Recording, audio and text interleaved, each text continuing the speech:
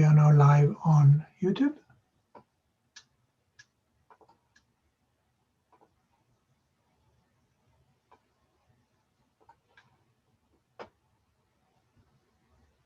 Welcome to those of you on YouTube. We're starting in a few minutes. We've got about 4 minutes before we start. So welcome. Get yourself a cup of tea. Settle in. We'll be back in 4 or 3 now. I'm not going to do a countdown. And I'll open the waiting room in 1 minute.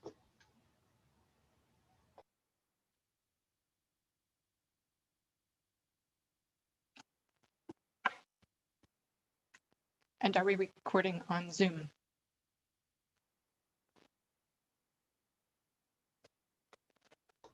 Yes, we are recording on Zoom and YouTube. Okay.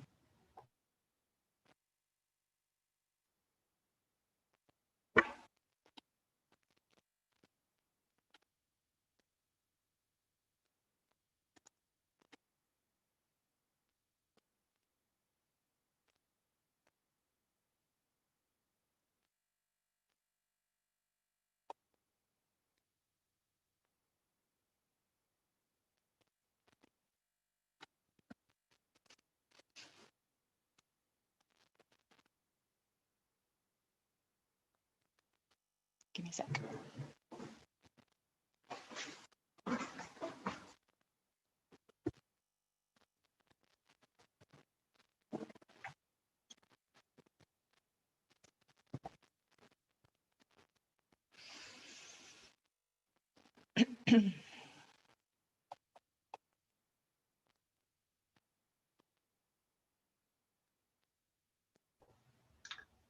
Will you make sure that your picture is showing?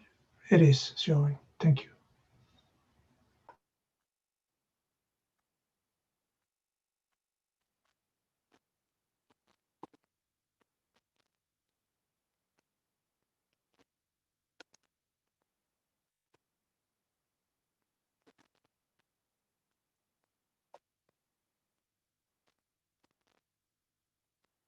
Hi there. Hello. Hi, Anne. How are you? I'm all right. All right. Yes, indeed. How are you? I'm good. Happy New Year. Good to see you. And you too. Yes. Welcome, everyone. Happy New Year. And Welcome. you. Welcome to our first webinar of 2021. We're still waiting for people coming in, so we'll just do a minute of coming in, saying hello. Feel free to introduce yourself on the chat and say your name, where you're from, just so people know. Great.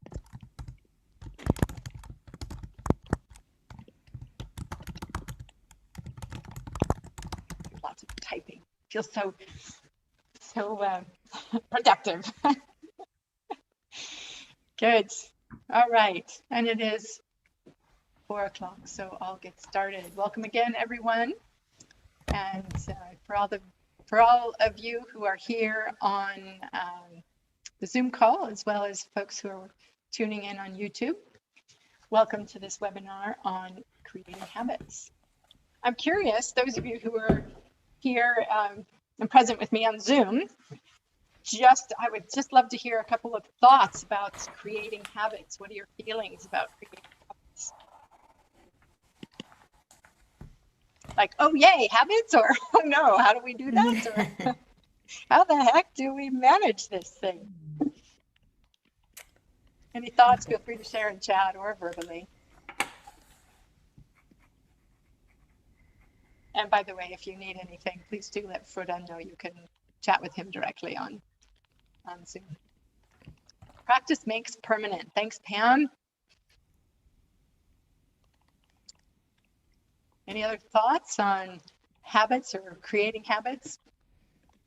Such a thing we do. And as many of you are coaches, of course, we work with our clients all the time on creating habits. So it's a big part of our lives for a lot of us. All right. And Lindsay, you've just had your world turned upside down by tiny habits from fog. This is something I don't know about, the opposite of what I thought. Now thinking about how to integrate what you know and looking forward to exploring what you know. And feel free to share what you, Lindsay, know from that if you want, even if it's contradictory to what we're saying here. That's fine. Love to know new opinions.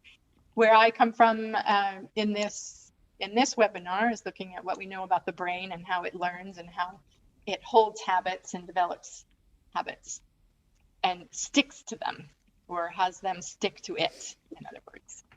So here's our expectations for today's webinar. Looking at what are habits. Let's just have a common definition so we all know what we're talking about. I want to share with you different parts of the brain. I think it's fascinating to know how the brain learns. So I will refer to habits and learning quite a bit because habits are about learning. I hope we would all agree to that as well. We need to learn things or adapt and adapt and adapt, and that's part of the learning process. Ways to support habit building, we'll be talking about that.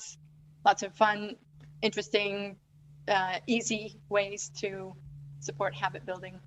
And of course, there'll be interactive activity. If you've been to one of my webinars before, you'll know that I insist on having conversations with each other rather than just mostly sitting here listening to me and typing into the chat box. So we'll do that. And then at the end, I'm going to share with you a little bit about our traffic light tool program, which is connected to habit buildings and along the line of how do you move towards things that you want and not get stuck along the way as you start trying to build a habit or trying to reach a goal. That's what the traffic light tool provides you with. It is a coaching program for experienced coaches. All right, let's get started with what is a habit. I've used this definition of, hey, let's get on the same page and think of habits as those things that you do automatically without having to think about them. Is that a fair enough definition? Everybody willing? The little thumbs up or nods. I can see many of you, Lindsay, Yetta, thank you for your thumbs up. Vicky, thanks for the nod. Sheila, got it. So we'll continue with that. And that is, we've got maybe things we're comfortable doing, but they're not yet automatic. So what we're talking about is how do you make things so embedded that they're automatic? And that can be easy, and it can take time. It just depends on a lot of different things. And by the way, there is no magic formula about it takes 21 days or 28 days to make a habit. It varies, just depending on a lot of different factors. So I'm sure we'll get into that conversation. People usually do ask. Let us talk about 3 types of responses. So if your habits are the automatic responses, so imagine you're in a situation, something happens, and you respond. That's what I mean by responses. Your habitual response is the response that's going to be the fastest. So somebody talks to you in a certain way, and if you had an old habit, perhaps, of being a bit smart, a little smart aleck in your response, that's a habit that might be the kind of reaction that comes out automatically. Might be something you decide you want to change. You've met people like that, right? It happens. Or you might have a habit of, oh, there's a plate of biscuits, reach for the biscuit, or a habit of, avoiding certain things or watching certain programs. There's all kinds of habits that we have. There's things that just automatically, like all of a sudden we're doing something and we thought, how did I end up here? That's what I mean by habits. They are the fastest way for your brain to respond if you have something embedded as a habit into long-term memory, body memory. That's what's going to happen in response to whatever is triggering you. Or I don't mean triggering, emotionally triggering, but yeah, whatever stimulus there is. Right, the second fastest response to a stimulus is your emotional response. So if you don't have a habit in response to something, you are next likely to respond with your emotional response, meaning you might want something because you like it, or you might be repelled by something because you don't like it. So there's that emotional response. If you've been with me on other programs, you'll know about the limbic system. So your limbic system is the second fastest.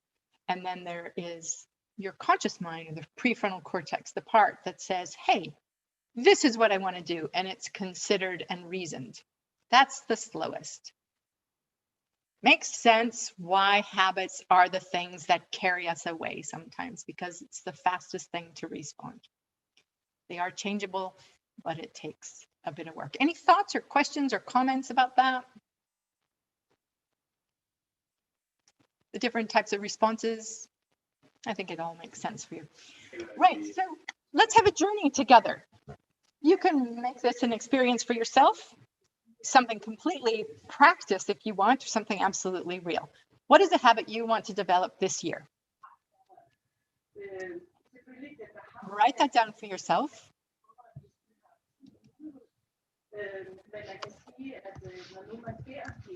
Looking at some of the comments that come in. Thanks for writing your comments. Dancing more tango. All right. So please do share in the chat if you want, but at least write it down for yourself so you can remember it as we move through the next few slides.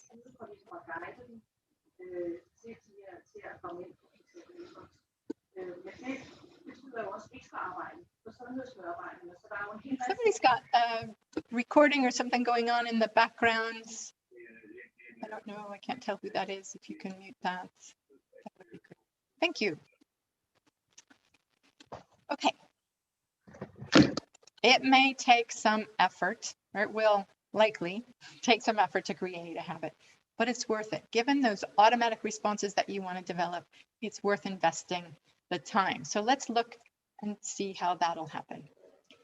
So a little more about the brain. I want to share with you 3 types of memory. These are ways that we take in information in the process of learning, in the process of developing a habit. So 3 types of memory: semantic, episodic, and basal ganglia. I'll be going through those one at a time on a slide for each. So semantic memory. This is the why and the how. If you go to a class and you sit and you listen, like you might be doing right now, sitting and listening, absorbing information, that information goes into your semantic memory. If I gave you some steps to follow, some things to do, A, B, C, D, E, and you remember those, fantastic. Those are in your semantic memory. Semantic meaning words. You have the memory for the words. This might give you the why to do something, the understanding, the cognitive, understanding and comprehension.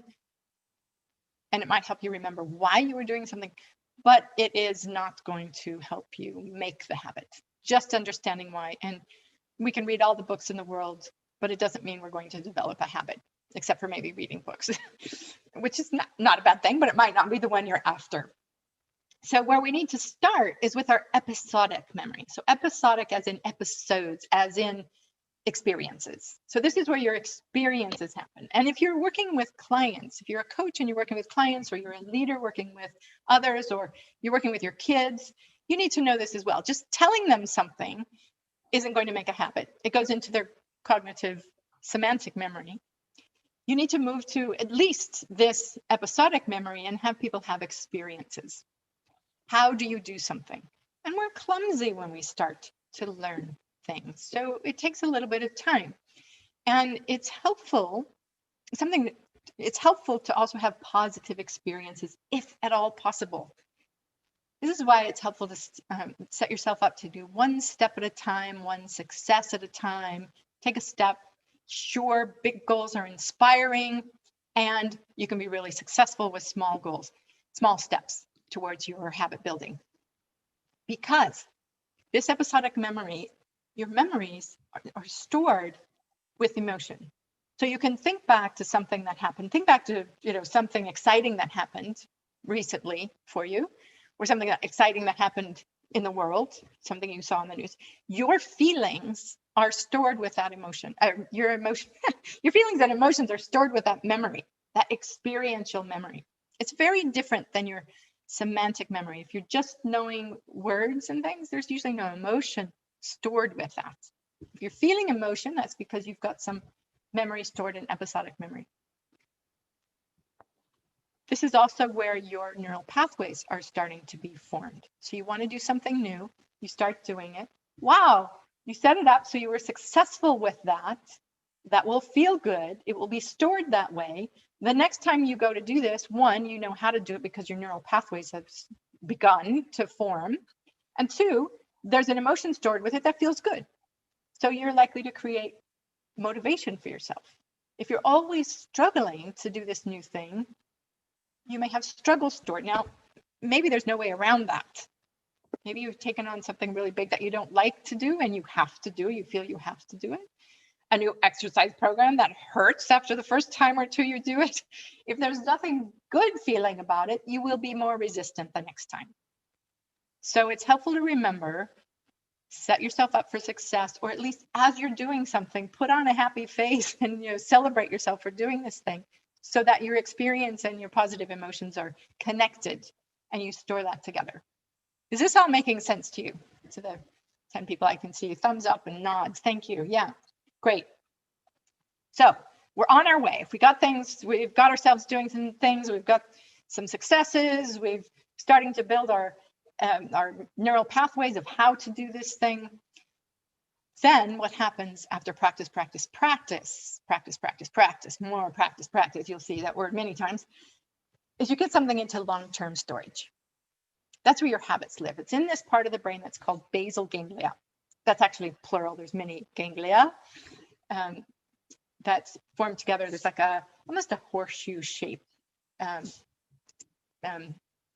bit of brain, element of your brain, and it goes around your limbic system and it connects to your motor cortex areas and emotional areas. It's really interesting, all the different connections it has. It's part of what makes it the fastest way to respond, because it goes straight from receptors to action, your motor cortex. And I'm just thinking about this this physical view of the basal ganglia and how connected it is. This is the thing we really want. Get all our habits stored in this area so they live there, so they are automatic. So practice, practice, practice. Basal ganglia, that's our goal. Here we go. A written version of practice, practice, practice. The only way to get there. Repeat, repeat, repeat. And that's not a surprise to anyone, I'm sure. And you need to also stop doing the things that are contrary to the thing that you want to practice. Because if you keep doing the things that you want to stop doing in order to start doing your new thing, you will just keep building those old habits. You'll keep reinforcing the neural pathways. So if you're learning to, let's say that you want to, I keep going back to exercise. That's probably pretty boring. Somebody name a goal that you want to do. Sheila, you want to drink more water. So that's something you want to add in, drink more water. Is there also a version of drink less tea or less coffee or something like that?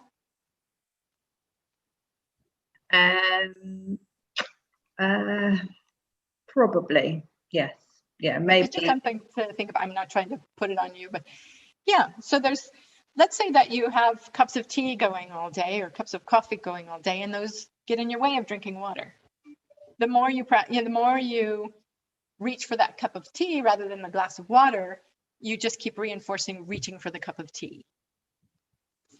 Yeah, it's obvious, yeah, but sometimes we don't think about it. Want to drink more water. So how do you let go of that and reinforce the water, reaching for the water, reaching for the water, forcing yourself to drink the water, reaching for it. The more you do that, your body will start craving the water because it becomes used to more water in your system, and it'll just say more water. But until then, we have to consciously choose. So we're going back to semantic memory, going, this is the thing that I want to do. We're tapping into our experiential memory, the episodic memory, remembering, oh, this is how I do. Okay, this is the glass I like. This glass makes me happy. It's cute. It's pretty. It's made by my friend. Whatever you can do to create some positivity around it in your episodic memory, and then practice. Yeah, I think one of the things for me, I don't want to dwell on my example, but with water, I associate it with hot weather. And so the practical things that I can dredge up, if you like, are related to summertime. And so in winter, I find it harder to access that. Great. So I'm wondering if there's a new way to do that. Do you drink warm water so you still get the water, but it's breaking the association to summertime? Or drinking it out of a mug, or, you know, maybe there's a new, do you know what I mean? So there's breaking an Yeah, association with summer. Yeah. There's an expression, neurons that fire together, wire together. So associations, I don't think I even have. Fire that wires. Sorry? Fire that wire. Fire that wire.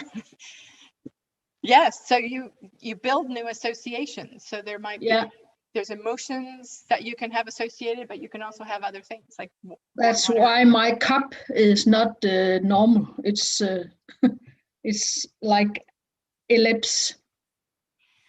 So that it attracts you or something. Yeah. Great. Great. Yeah. Whatever you can do to make it interesting, fun for you, and not like, oh, it's winter. Especially if you have that feeling, Sheila, like, oh, it's winter. You know? Yeah. So practice, practice, practice. Now here are a whole bunch of things we can do. And I suspect you guys have favorite ways to get yourself to practice.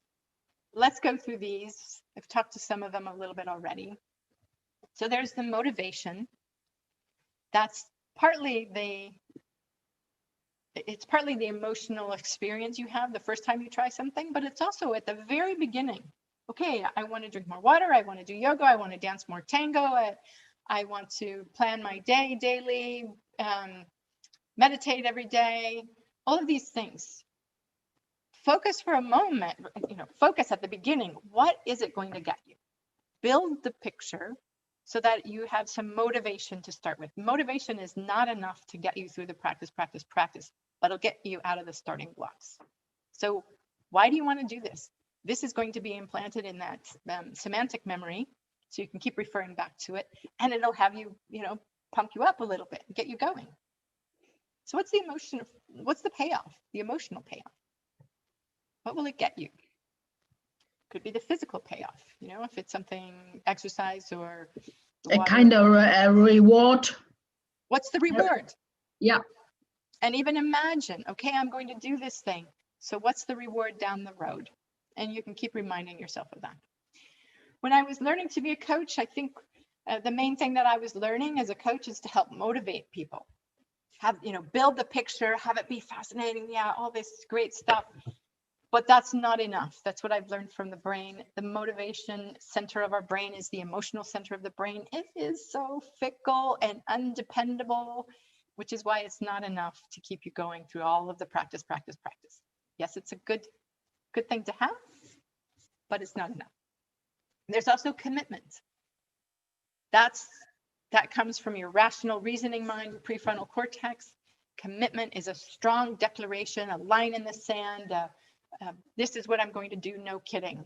And that's when you start telling other people about it, broadcast that to the world, because there's a whole social aspect to that. Other people know. That's a huge motivator as well. Slightly different kind of motivator than your emotional payoff. But it helps you commit. There's a lot of other tricks to helping you commit. You can write it down on a piece of paper and sign it. There's something magical about signing that piece of paper that trains your brain. Now I see Lindsay nodding. Is that part of what you learned from those new folks? No. Okay. But you have that experience. Yeah. Sign the piece of paper. It's like signing your, I am committed to paying this mortgage off. I am committed to doing this thing. So many different things. There might be some other tricks. If anybody else have any other tips on creating commitment, do write us in the. I'm just going back, Lindsay, and looking at yours about the fog. If this fits with fog, the only other thing is not to have a huge goal. Yes, great. 1 glass of water per day. I love that. Small steps. Build in that success. Have that success and reinforce it, and build yourself up rather than this big whole thing that's hard to accomplish. Okay, commitment. Line in the sand. Then there's self-discipline. Now, you can't just invent self-discipline. Self-discipline is a practice, something that you do and you've developed with yourself over time in your life. Maybe you learned it from your parents, maybe you didn't, maybe you learned it from school. For me, I think of it as having trust, having a track record with yourself and trusting yourself. I say I'm going to do this. I say I'm going to do this, and I trust myself when I say it. You probably trust yourself to do some things, but maybe question some other things. Like, I trust myself to do the glass of water a day. I absolutely trust myself to do that. That's a habit I've developed. But do I trust myself to do yoga every day? No, because I keep not doing it consistently. Sometimes a little bit of consistent, but not enough. So there, how do you build that track record with yourself? Something to practice. And I'm seeing a note. Frode is curating comments and letting me know. Claire, you say change your language from habits to rituals. I love that. Rituals. Double thumbs up from Lindsay. Rituals can feel more positive, more like this is just something I do. Habits, we've probably badgered the word habit over the years. So find a word. That might be part of the commitment or motivation even. Find a word that works for you. And now here are structures. What are the different things you can put in place? Because we're working with an emotional brain that's not reliable. We're working with old habits that may come up and that are really strong, maybe, if you have some that are strong and get in the way. We may be working with ourselves while we're trying to do 100 other things, like homeschool kids and do our work, our extra work, all these different things that we're managing. There's a lot that gets in the way. Structures are anything that help you keep yourself honest with yourself. So some kind of accountability partners. And the brain is a social brain. We are so much more likely to do things if somebody else knows. Even if you've just told them once, that will help. But if you've got an accountability buddy, you grab somebody and say, let's do habit building, or you check in every day if you want to. You could be doing different habits, or you may be both doing yoga or both doing different kinds of things. Accountability buddy is huge, or a group, hugely powerful, because you'll do it more likely. You are more likely to do it if you are going to be telling somebody else about it, because you don't want to tell them I didn't do it.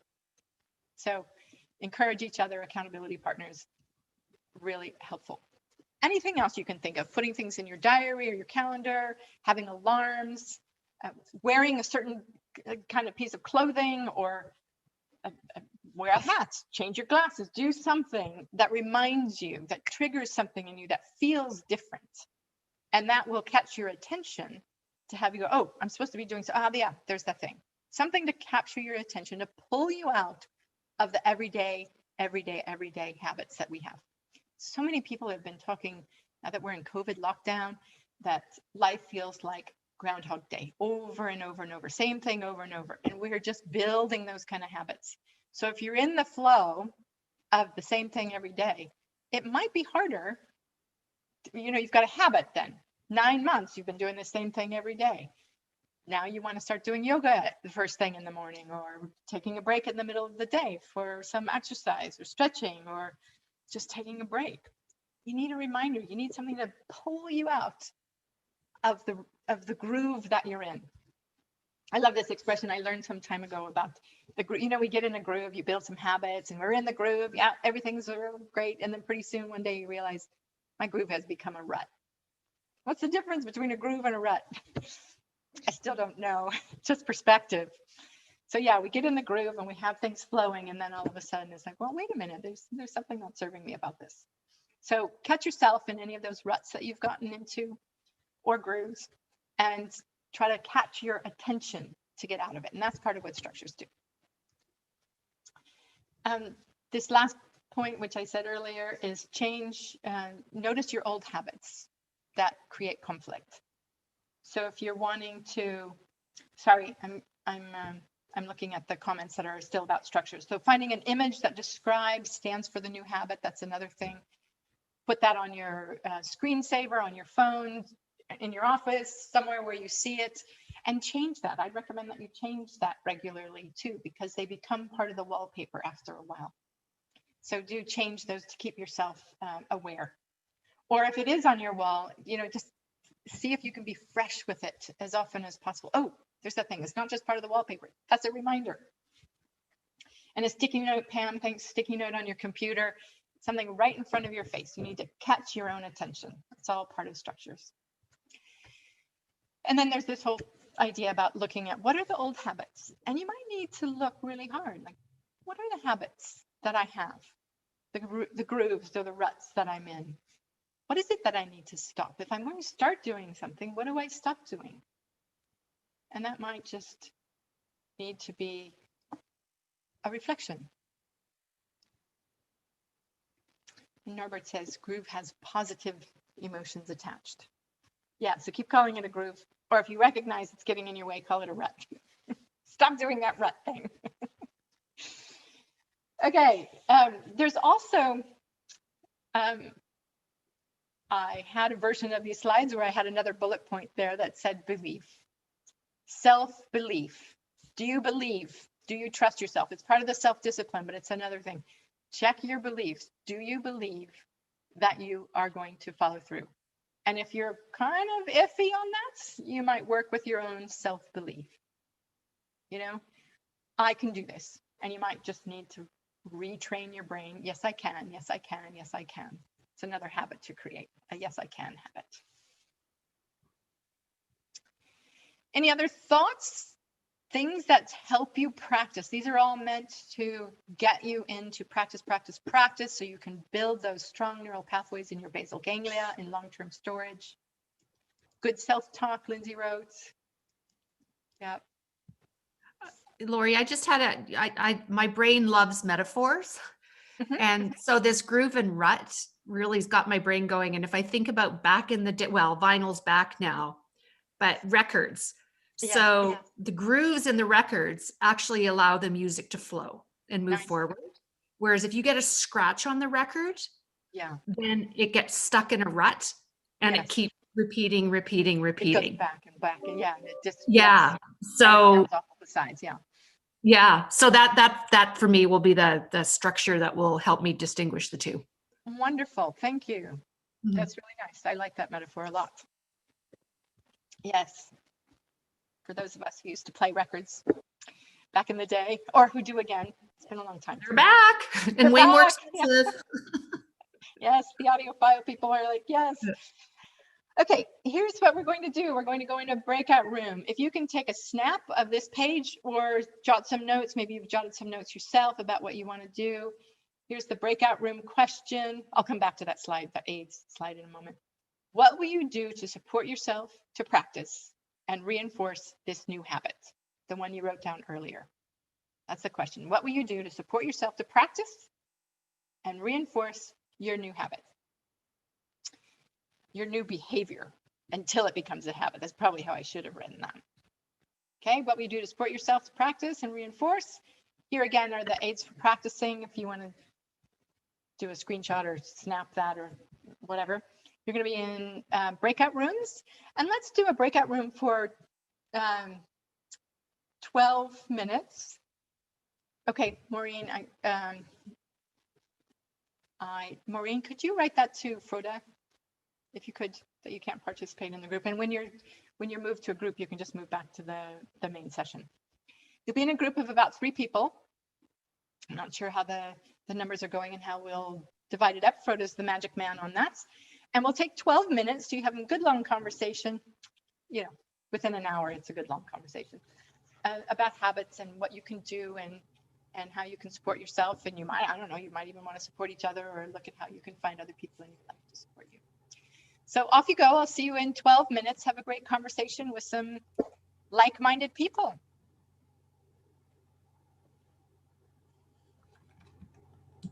If you can't join for a reason, you can just reject.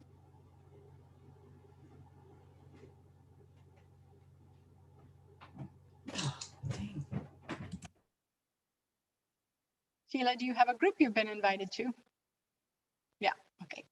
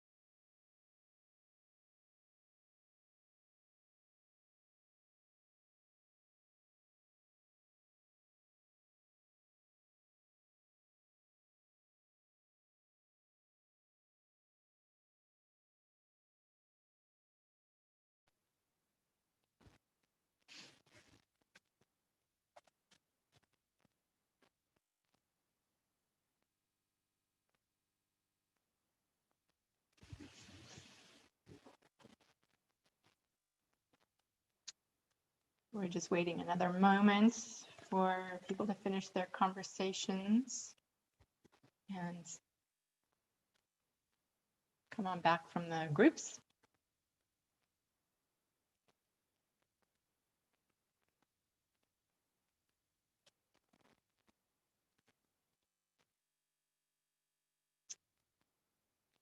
Welcome back from your conversations. I trust those were rich and enlightening. And I'd love to hear some thoughts. What's new for you after that conversation? Here are the aids for practicing, just as a reminder. Maybe you came up with new, and I've got my believe you can do it now on next slide. So, Lindsay. We had a great conversation, and something came out of it around, make it part of everything else, make it connected. And that really resonated with me, because the things that you don't like doing, you kind of go, right, there's that. I'll put that over there and I'll do it when I get to it. But it's not core to you, is it? It's like you're actually putting it over there. Right. So it needs to be connected with all the other things in your life and seem like a part of it.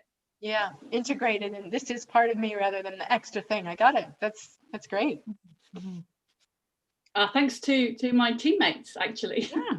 Thank you, Lindsay and Anne. Yeah, it was an awesome conversation. Great. Others, what did you come up with in your conversations with each other? Feel free to add things in the chat box if you want. I'd love to hear your voice or other thoughts. If it didn't come from the conversation, perhaps you have other thoughts you're leaving with.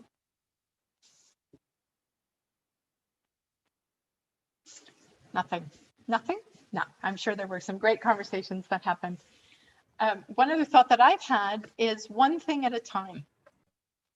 So if you try to do 7 different things, your attention is going to be drawn in 7 different ways.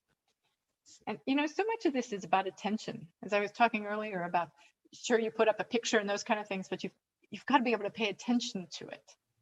Our attention is so small compared to all the things we could pay attention to. So in a way, it's like attention management. And if you try to change 7 things at a time, you're just setting yourself up to be, have your attention distributed across too many things. As Lindsay was saying, is if it's part of yourself and part of your day, that'll help you pay attention as well. Laurie? Yes. If I just was told the people I was with, the reason I didn't say anything is I was too busy entering something in my calendar. Oh, good for you. So I've done it. A daily reminder. Daily reminder. Yeah. Fantastic. Thanks, Olivia.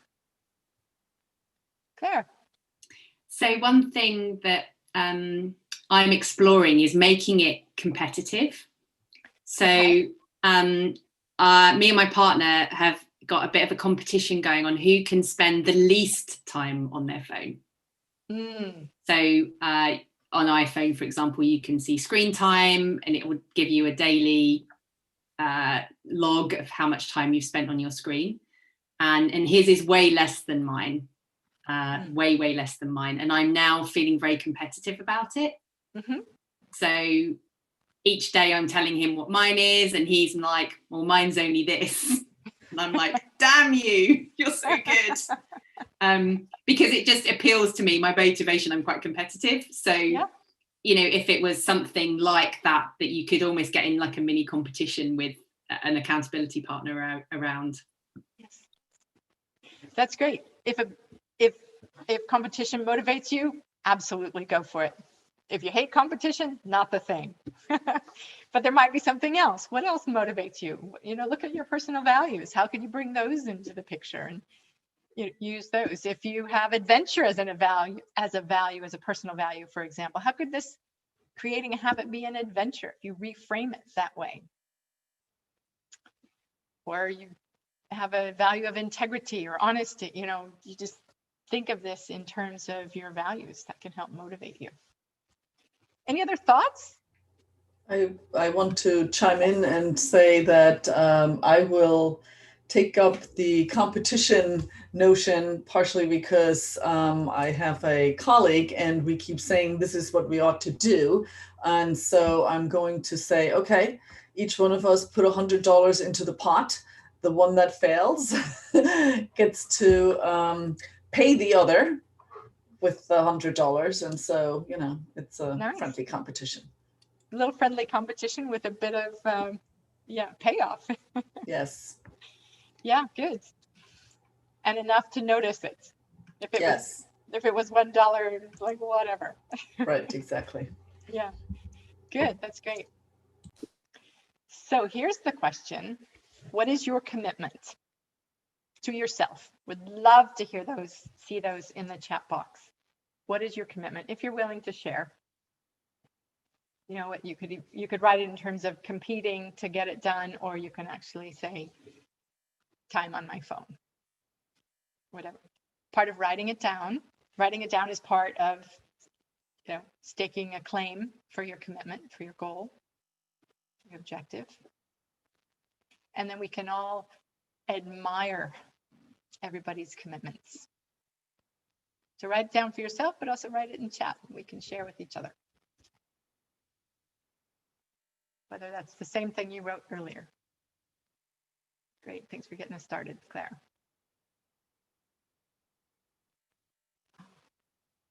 So the plan for tango in Buenos Aires. Daily meditation before bed. 15 minutes a day, completing one task, take care of the business of my practice. Great. Follow through daily social media postings and thus not lose the $100 from Silka. Start morning ritual again. There's that word ritual. More friendly word, rich word. Daily reminder in calendar to do one Pilates session. I lost one Pilates session exercise per day instead of Facebook. Oh, that's nice. I know I've got the time of day because I usually spend it on Facebook. So replace that. That's nice. Thanks, Lindsay, for that. A bit of mindfulness, more yoga practice, start small, glass of water at dinner time, share with your younger daughter. Yeah. 2 minutes every day. Pay more attention to practicing new habits. Great. 15 minutes stretch a day and a liter of water. Excellent. Good. Good, good, good. So take a look. There's people here on video and there's people not on video. But just, you know, look around and kind of like, I see you, I see you, I see you. Just so we all know we can see each other in terms of, I know what you're going to be doing. There's something I think magical in that too. All these people know that I'm going to be doing yoga every day. And if you come back next month, you can share with us. I'll check in next time. Make a note of that. Next time, when we're going to talk about lost habits, is our next webinar. Wait, what happened to my resolutions is our next webinar. It's often what people are talking about in February. So we can come in and you can come and celebrate what you have done. All right, good job, everyone. I want to take a few minutes. We've got about 10 minutes left until top of the hour. I just want to share with you a little bit about a traffic light tool program that's I offer. We'll be offering it again for the 4th time now, starting next week. I want to tell you about that. The traffic light tool is a tool I created last year. It's a collection of smaller tools brought together in one package to help you if you're a coach or you are working with yourself or you're a leader or somehow you support others as a mentor or in any other way. It's a way to help people through yourself and others through places where you get stuck. So if you're moving towards developing a habit or moving towards a goal and you notice you get stopped and you don't know why, like why am I not moving forward the way I want to, you say, or your client says. And it helps you do a deep dive into some innate needs that your brain has that often get in the way. And you don't even know because they're operating at an unconscious level. So it's a neuroscience-based tool. It's an easy tool to use.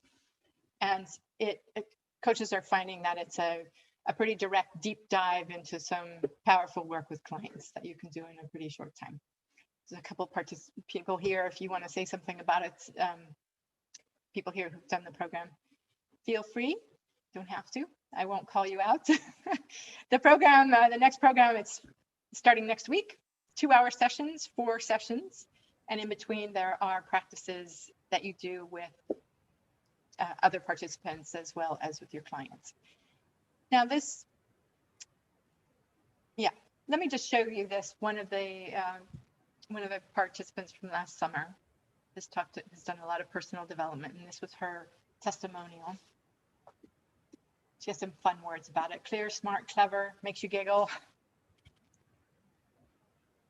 And it's, there's 3 phases to this traffic light tool. And the first phase is to look at what is the goal that you're aiming for, and to look at 6 different elements. So if you've been on some other webinars of mine, you might know the Be Safe and Certain model. So belonging, status, autonomy, fairness, expectations, and certainty.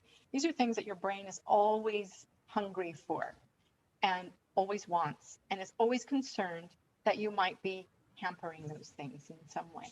So if you have a goal, for example, that you're really excited about, but your emotional brain says, no way, man, this looks like it's going to create some uncertainty. There's no way. No, you're not doing it. It gives you this red light. We have this red light, green light, which is why we call it a traffic light tool. It'll give you a red light and say you're not doing it, but you might not ever know that because it's a very unconscious process that's going on. So we go straight for these 6 things. Okay, I'm not doing this thing. What is my underlying emotional brain saying? Saying yes to this or no to this? Is it a green light or a red light? Do I get some belonging from this thing? Do I not get some belonging from this? So we go through that. And then, and for some, just that visual itself is a powerful view of, I've got all these red lights. No wonder I'm not going to the, some red lights. Usually there's a mix of red and green. Well, that's why I'm not going for this. So there's a visual aspect to it. And then we go in, there's also a body aspect to it because you feel these stop signs, stop lights, go lights in your body because it's a physiological experience that you're having. So you get to check in with your body as well as your brain, look at the red lights and green lights, and then you start looking at beliefs. Because these things are so important, we have collected beliefs along the way that we must belong, or if I don't belong to these people, I'm going to die, or if I don't belong, or if I do this thing, people will not like me, I'll be rejected. These are normal things that we collect along the way, and they are usually unconscious and they stop us from doing what we want. So the tool is designed to go fetch those things, just go looking for them because they're often there. And once you can identify them and free them up, you can move along towards your habit building or your goal setting, whatever it is you want. So that's the traffic light tool. Frodo has put in the link if you are interested in taking that. It's offered starting next week. There's also another one that we start in April. If you have any questions about that, do let us know. And if you have any other comments or questions about programs, of course, we're happy to answer those. If you have any other comments or questions about setting habits, creating habits, I'd be happy to entertain them. We have a few minutes to go until 5 o'clock UK time. Any other thoughts? Just a few words. This traffic light tool and its program, they're really great. If you haven't done it, you must do it. Thanks, Norbert. Thanks.